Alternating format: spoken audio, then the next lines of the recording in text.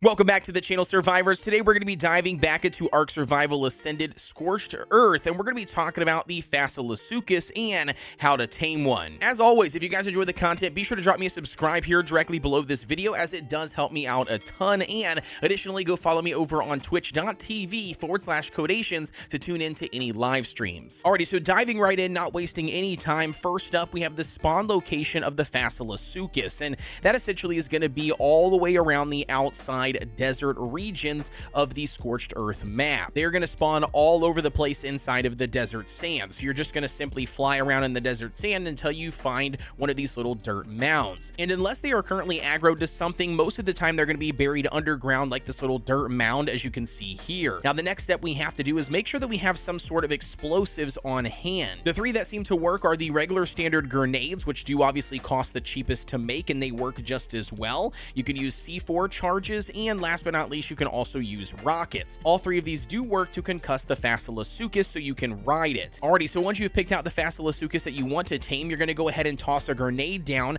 and you're going to start working your way towards the mound. Once the grenade explodes and you are currently on top of the mound, the Fasolasuchus will basically come out to play and start to do the swirlwind around you. Prior to him doing that, you're going to want to go ahead and start spamming the ride button so then you can hop on its back and then start to control and do the taming process. And at this point, it's simply a mini game. We've got two different bars we need to manage. The very first one is the control bar, and then we have a second one, which is going to be the concussiveness and basically the torpidity. You're trying to constantly hit objects like small little rock nodes, salt nodes, metal nodes, crystal nodes, and even obsidian if you happen to get lucky. But by hitting any of these rocks, it will then reset the control bar, and it will naturally start to increase the amount of torpidity there on that second bar.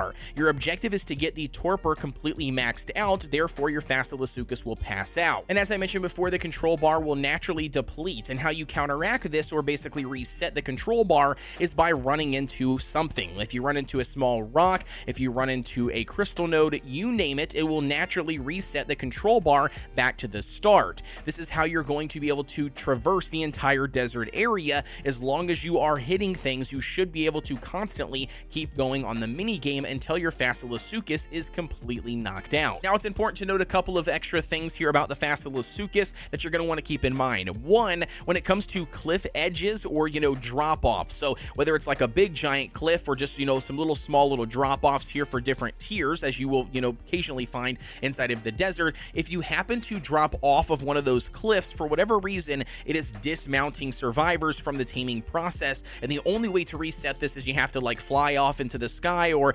basically not have its aggro at all, and then wait till it burrows back into the ground to start the process all over again. Keep in mind here though that it does not start the taming process all over again. All it does is it will slowly deplete its torpor, but the torpor bar, as long as you are fast enough to start the process after it burrows right away, then your torpor bar will still be there, and so will your control bar. So you can pick up where you left off essentially, but it's just something you need to watch out for, is just try to avoid any cliffs or drop-offs at all. And then the second thing that's important to note is that if you run into any pre-made buildings, like not buildings that players have created, but I'm talking about actually like ruins, for instance, that you'll discover throughout the salt mines in the desert, those will also do the exact same thing. After hitting one of those, either at full speed or consecutively, it will then once again dismount you, and then you have to wait for it to burrow down below to rinse and repeat. It's just two of those things to keep in mind. So now, once you have finally knocked one out and it's laying down on the ground, the taming process is the exact same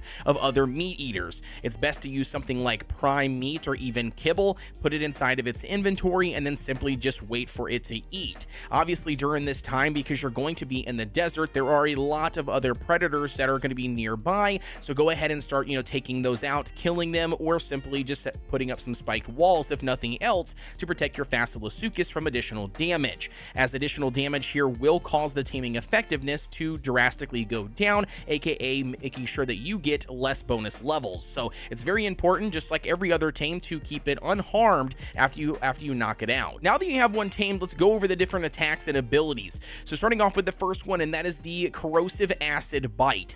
This one is every time you bite a attacker or a target, it will then apply this debuff of corrosive acid. On top of that, it'll also attach this corrosive acid to anybody that attacks your Fasolasuchus automatically with without the Fasolasuchus biting them. As for the corrosive acid, it will reduce the armor by 2.5% every single stack, and it can stack up to 10 times for a grand total of minus 25% armor.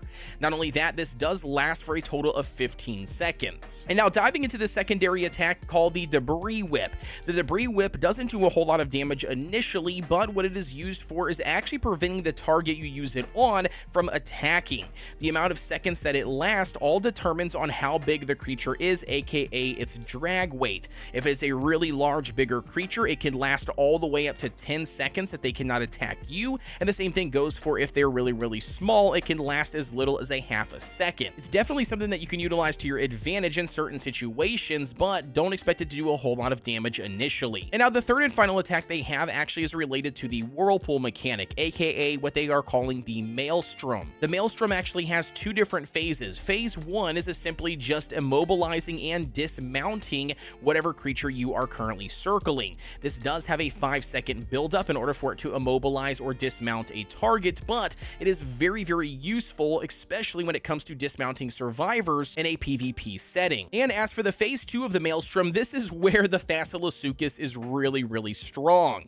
Once you go ahead and have the target that's inside of the Whirlpool immobilized and the survivor dismounted if there was one, and you keep this effect up, you'll see a little pop-up on your screen that will allow you to use your second attack ability again. From here, you will start to submerge whatever the creature is inside of the whirlwind down inside of the sand. According to the size of the creature will determine on how long it takes to fully submerge that creature into the sand, but in general, once it does get pulled all the way down into the sand, the Fasolasuchus will do some crazy amounts of damage. At the very minimum, this attack will take at least 10% of the max HP from the target that you are submerging. And at the absolute max, guys, it could take a grand total of 70% of the current HP of that said creature, which again is absolutely bonkers. Again, this is all going to be catered on to the official drag weight of whatever the creature is inside of the Whirlpool. Obviously, the bigger the creature, the higher the drag weight, therefore it could take more of that 70% of its current HP